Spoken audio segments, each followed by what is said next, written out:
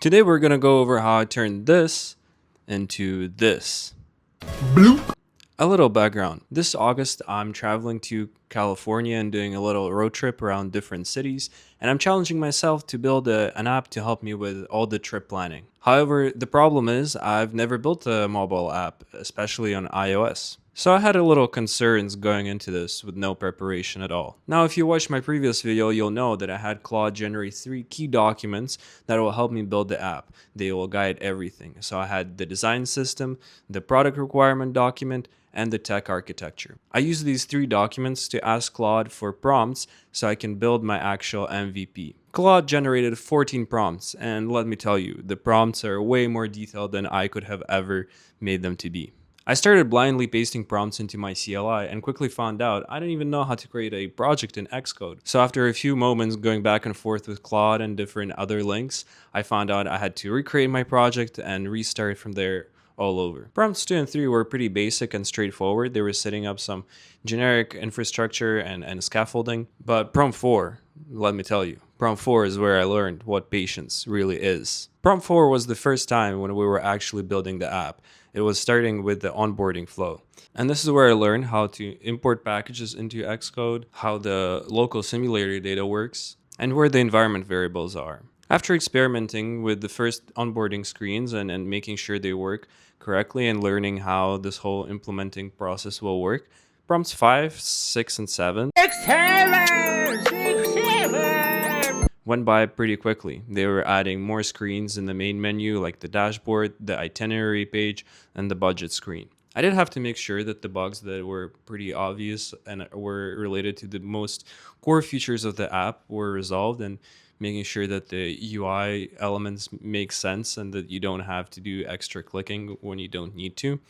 But overall, these prompts went fairly well. Prompt 8, which is the collaborator screen, is when I realized I'm gonna have to actually create a Apple developer account, which is not free. The Apple developer account costs 99 USD per year, or around $120 Canadian, which is what I paid.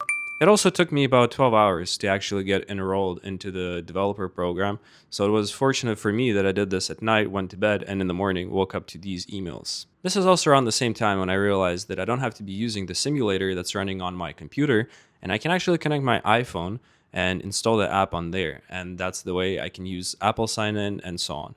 For that, I had to set up a bunch of settings in the Apple developer account and make sure it's connected to Supabase. There's not much I can say about the next prompts, 9 through 14, as by prompt 8, I already had all my main screens done, the onboarding, the dashboard page, the itinerary, the budget, and the collaborator screen.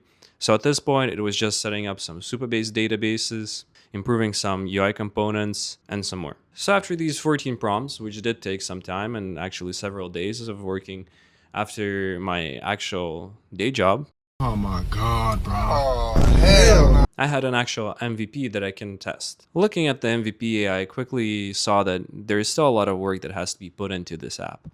There is a lot of bugs, a lot of things are not working as expected, some buttons don't actually do anything, and even the fonts that Claude AI suggested to me, I don't really like, so I'm gonna have to change all of that. But hey, now I have an app, lots of bugs and incomplete features, and around 62 days before my trip. Overall, I think I spent around 2-3 hours a day for around 4 to 5 days working on this, and I would consider this a success.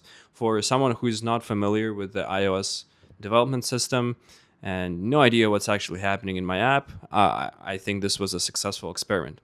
I will now be spending the next week or two ironing out those bugs and making sure that the app is up to my standards, and hopefully actually testing it with external users. Maybe I can get my friends to try out this app, because now I can add them to my Apple account, Apple developer account, where they'll be test users. At the same time, I need to look into other parts of the app. Maybe not the app specifically, but everything around the app.